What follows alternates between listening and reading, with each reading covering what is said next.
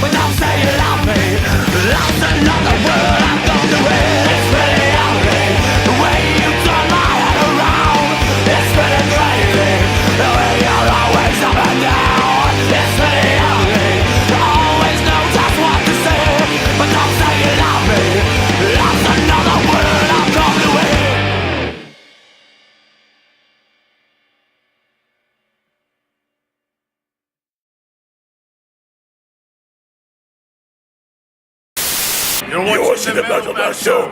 Fuck you.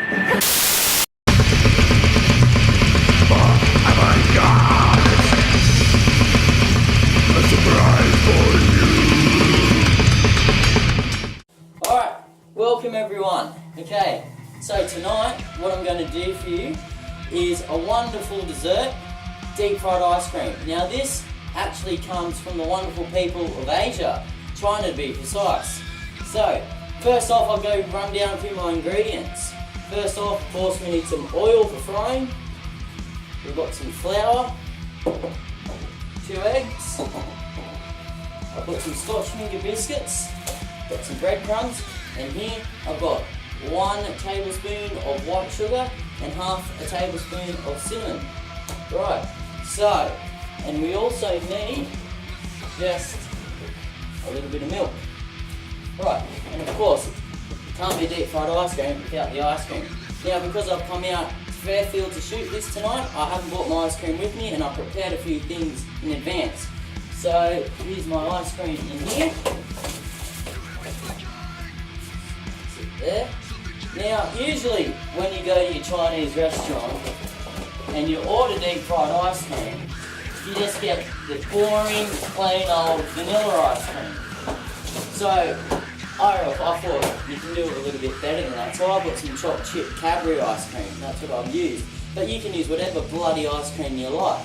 Some hokey pokey, some boysenberry, some Neapolitan chopped chip. You get the drift. Anyway, so we'll start off by making our breadcrumbs. Now I get my cinnamon and my sugar. I'll just whack that in there. I'll get my finger pieces, whoops. Probably say, put in about 4, break them up.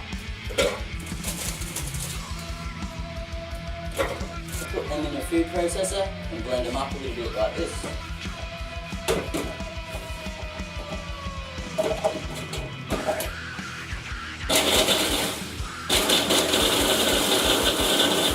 You want to get them pretty fine. There you go. Right, and then you get your breadcrumbs, and you can whack some of them in, just enough to, you know, get the bowl full. You don't have to be precise with your measurements, whatever you feel is comfortable. Alright, so we'll add these in. Keep that in there. Get it nice and all even. And next, you want to make yourself a bit of an egg wash. So to do that, just get yourself an egg, 1 egg, 2 eggs, whatever you like. Put that in. Put that one in. Just want to get yourself a dash of milk. Just a little dash, not too much. Just put it just about, say that much. Alright, now beating this up, you can use, I'm just using a fork to do this. You can use a whisk if you want, but a fork will do fine. We're ready to crumb our balls. Now, first of all, what you want to do is get yourself your ice cream, just whatever, and you want to mold them into balls. Just like this one here. Just see how I've got this one here. Just like that. Alright, so you mold that like that. And what you do is, first off, you coat it in the flour, just like so. Nice and light. And you want to work quickly on this because, of course, if you don't, your ice cream is going to melt and you're going to end up with bloody ice cream and shit everywhere. So, next off, you coat it in the flour like that, into the egg wash, and into the crumbs. These two I've already prepared to make things a little bit easier later on during the frying process. So, what you want to do is put them back, and you want to leave them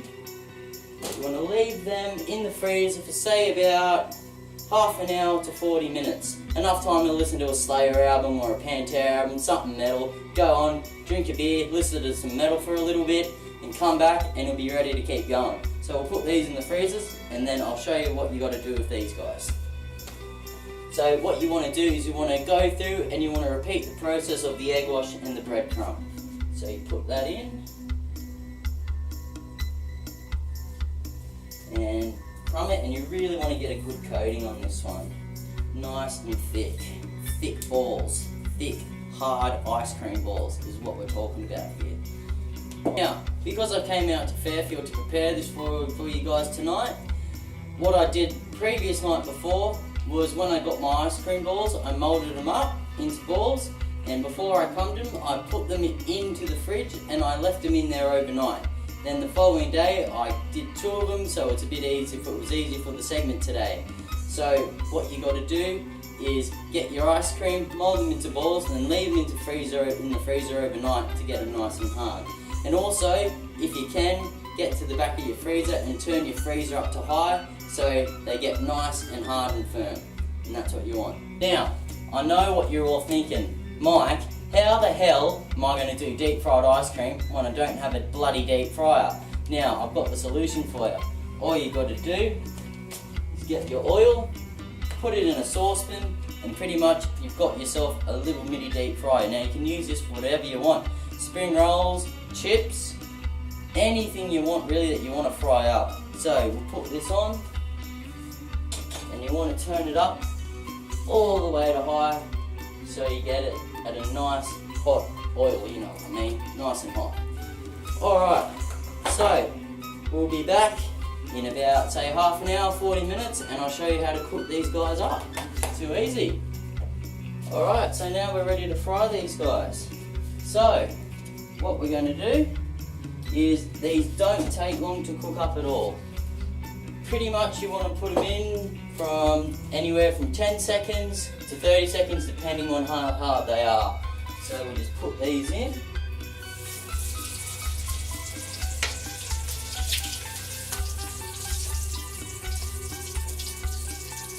Oops, the flame is there. And that. Drain that off.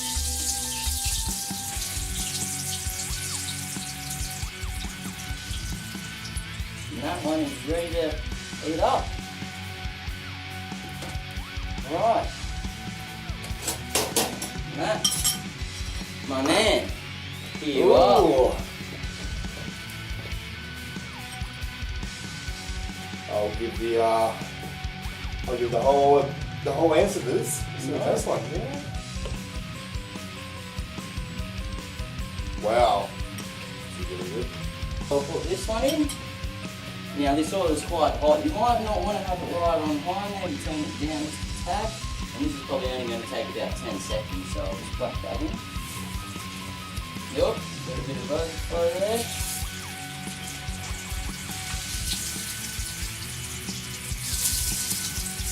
And you know, watch your fingers because this oil is hot and you will get burned.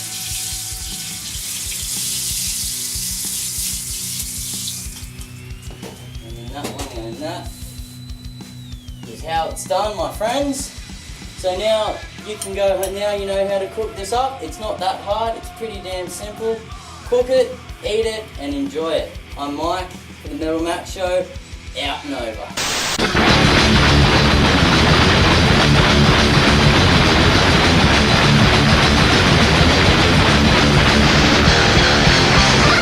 I don't take acid anymore, but we did take it when we were younger, and but we always had one dumb mate, you know, going, "This is brilliant, this acid, mate, we could do it every day."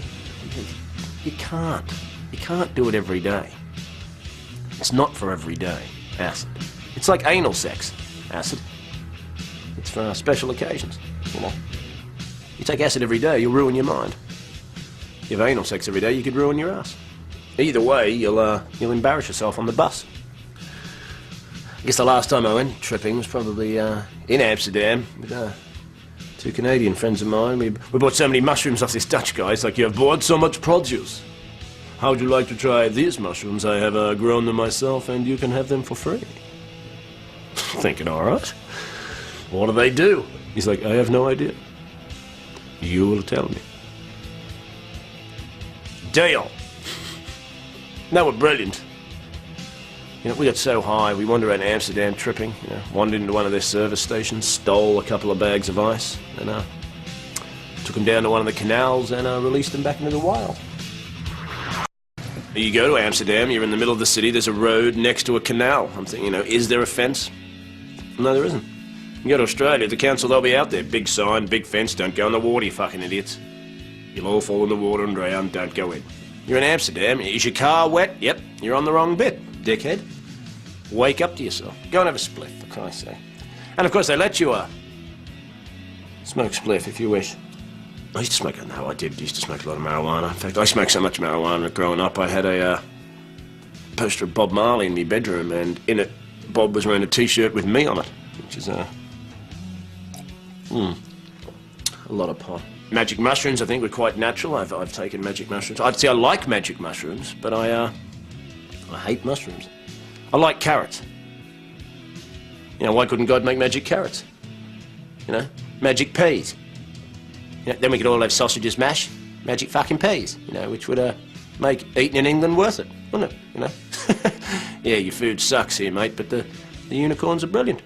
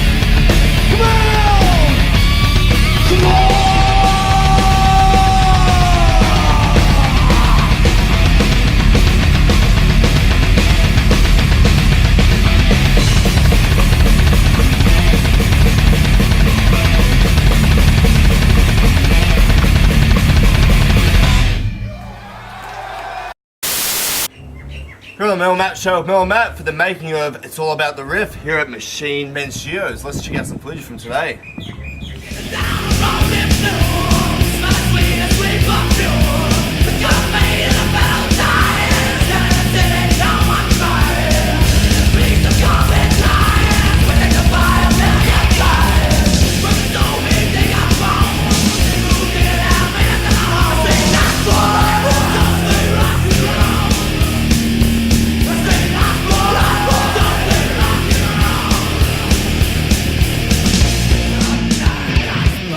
Making of the It's All About the Riff fucking album with Shane Sparks, who does the vocals for Skyhook's horror movie on this album. Let's talk about how you got approached to this album, Shane. Oh, what can I say? Facebook rules. Facebook rules, it's ruling at the moment. So. I've known Lee for a little while, and he approached me after hearing shit that I've done before. Yeah. Probably shit. What shit have you done? A couple of bands, Enemy Me and My Therapy. What other stuff have you done? You've told me before you've done stuff on radio, obviously. I know you've done a lot of stuff on radio. I did a radio show called Eat Metal. I did a TV show called Power Surge on TBS. Yep. I did a lot of DJing in clubs. Yep. And I did a lot of roadie work, like in boxes for other bands. Much more capable people than me. So, but I loved each and every moment of it. So it was a good ride. So get into it. So what's your opinion on this album itself? I think it's going to be awesome to hear some really, really good Australian rock made into some really killer heavy metal. I think it's going to kick ass. Yeah. Any advice you give to any people out there in the scene at the moment? Get a day job and work your ass off, buy a house, mortgage, get married. Nah, fuck that shit. Party your ass off, slide into home base going, woo yeah, what a fucking ride. Shane Sparks doing vocals for a horror movie on the It's All About the Riff album. It's Halloween, man! Rock it! 2012!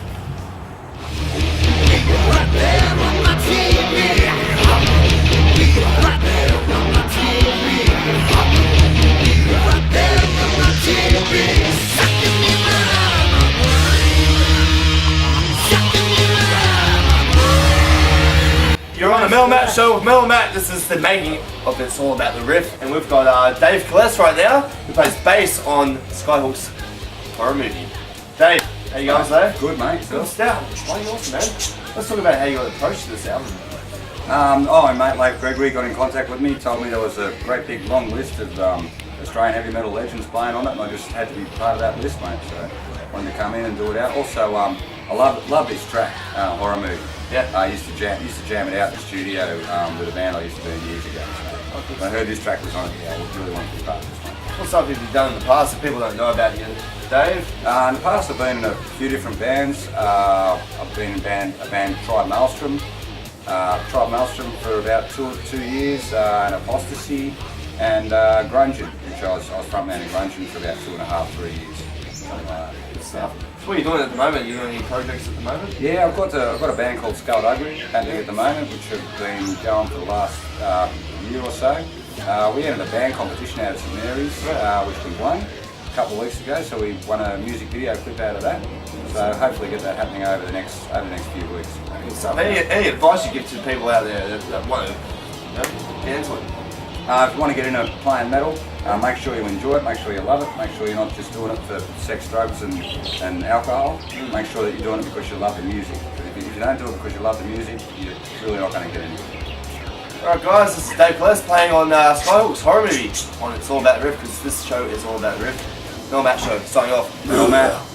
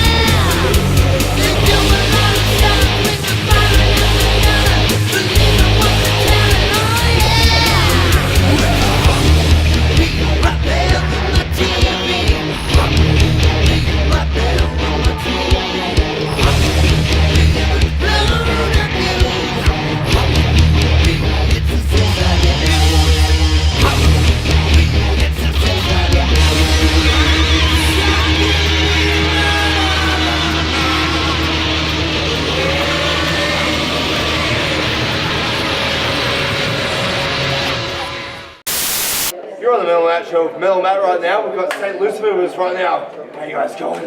Yeah. Well, good. Let's talk about the band. How did you guys first start? How did you guys all come together? I suppose the band sort of really kicked off from me. I mean, I've known Paul for a long time. I knew he was a great player. Internet dating. But I played in a band called Pain Division with Stewie for a while there, and I knew he's just a phenomenal player. I've known Wayne for a long time as well. When the idea was put together to do a solo album, I basically contacted these guys. It was about getting a good team.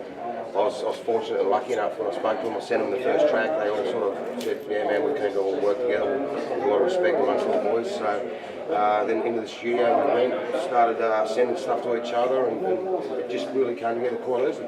Well, now you guys got an album along the way as well. When's it coming out? What's happening with the album at the moment? We're just about up to mastering stage now. With the final mixes. Christian Laurier's Awesome Productions just about finished on it now, and it's going to Howie Weinberg in the States to do a master. That'll be back. I think we'll have the artwork, the whole pressing done. Probably definitely looks like a September release right now. So excellent. How about some tours released in support of the album itself? You guys got any gigs coming up? Well, we have been. We've been asked about a few promoters have spoken to us about playing.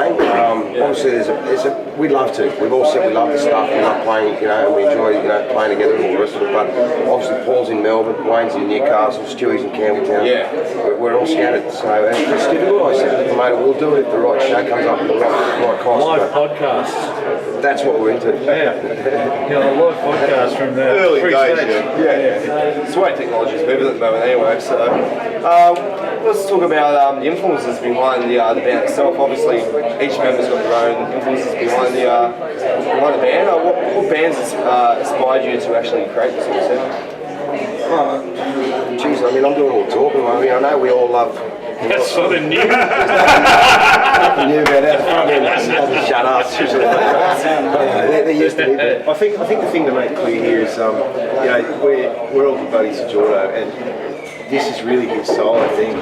He's brought us in, we're all glad to be involved. We had a ball today, cut the clip, and I think, you're right. The questions are to Jordan because it's about his influences in writing the material, and you can keep going. Personally, thanks, boys. what have you learned from Jordo? Obviously, you guys have had some big background experience with working in some amazing bands. What have you learned the most from working with Jordan? I tried to grab him as singer in Mortal City years ago, and I've always been in touch with him. So, as soon as you told me about It's a mutual respect. that's it. I think, I've played live with Jordan on some big stages, and he's one of the best frontmen globally that there is, and he's one of the guys that when he rings up and says, "I want you to play guitar," we're there, bass, drums, and so all props to Jordan. It's like one of the things that I think that I love the most about Australian rock musicians is that we're all blokes. We're just blokes. So we've met. I've known him for donkeys, and I've met these guys through this, and it's like you know me years ago. but Forgot you. You forgot me. but we're in contact, it's like you've known each other for whatever. It's like it's just like there's no pretense. There's a mutual respect for everything that we've done, and all that, like individually we've done. But at the end of the day, we're still just blokes, and we approach each other like that. I guess so that's why I think it's a good thing. It's all about the fun, man. It is, While there's a lot of hard work that's gone into the production, and the Christian and Jordan have spent hours and hours and hours, but this has been a very organic and easy process as well. You listen to the bass playing, and I'll say it, some of the bass playing work on the album is so orchestral and so musical, and it fills out all this great stuff. It's just purely, there's a lot of art in this. It sounds a bit cliched and toy, but the truth is, there's a lot of heart and soul that's gone into the playing, and people are just doing what they want to do, and it's a unique situation. It's a heavy record, and I play in a hard rock band. Metal sort of band, so I've just played the stuff I played on the record. I played on the but I'll put them switches, you know, they go, I've got to do heavy, play heavy, I'll just play them like blues. Yeah, how I play. I think everybody else has too, which makes it sounds fucking great. The guys have absolutely come in and done their thing. I mean, when you're working with guys like this, you know, Wayne's got more of a scene background, Paul's obviously Screaming Jets, you know, Stu, Dungeon, Fun Division, Empires of Eden, his current project, if you haven't seen that, check it out, it's amazing, it really is. I mean, the guys, they're all top shelf musos. He's a great dancer. So if people want to contact you guys or find out more about the band itself, where can they contact you guys? We've got a Facebook page, the Saint Lucifer Facebook page, and we people jump on X. We're going to be putting videos up, we're going to be putting different things up, t-shirts will be out soon, all the rest of that sort of stuff. So you can definitely contact us through that. And yeah, be happy to make a few more mates on Facebook. Now, some advice to aspiring musicians who want to follow the same concepts as you guys. Obviously, everyone's got up to 20 years experience in the field of music there. So let's just go for some advice what you can give to any Music first. Forget about the money. Forget about all the trimmings. Keep it about the music. And I heard that when I was young, and I laughed at it. I thought, oh, come on, you know, it's a cliche, but you know what? It's about sharing music and working with people and leaving all that other stuff. Because if it comes, it comes. But great art and great music, just passion. You can't fake it. Just don't give up. That's good advice, yeah. You know, don't give up. Like it might take, whether if it happens or it doesn't happen, it does. At the end of the day, it doesn't matter. I reckon it's like if you give up on yourself, you always going, fuck, I should have, I could have. Maybe if I did that, well, you know, go to the box knowing that, get in the box knowing that you've given it a crack and you've kept true to yourself and kept playing. Whether you get all there, whatever, who cares? It's like. Go hard or go home. Fuck yeah. Well, guys, I appreciate this interview. It's been a pleasure speaking to all of you guys, and look forward to seeing the most in the future. Cheers. Keep your eyes out for Saint Lucifer, the Messiah, coming soon.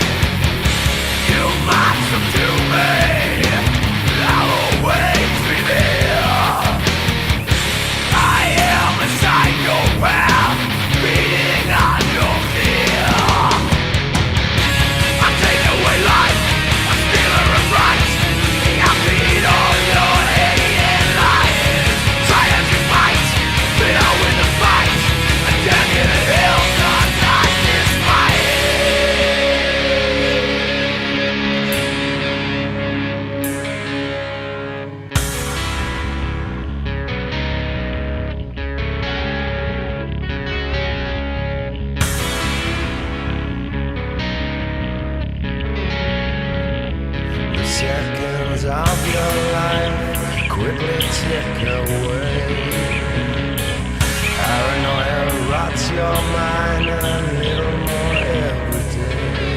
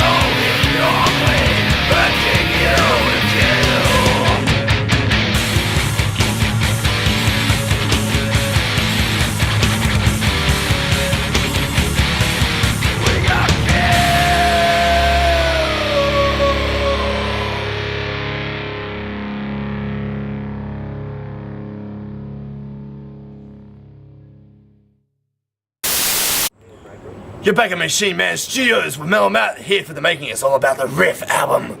Ugh.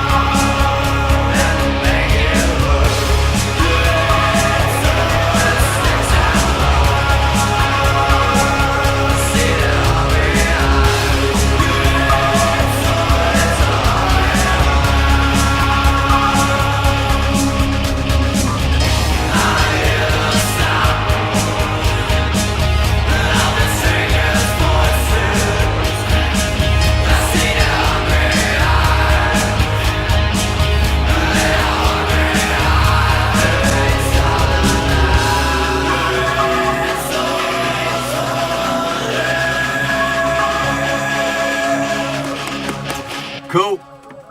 Next.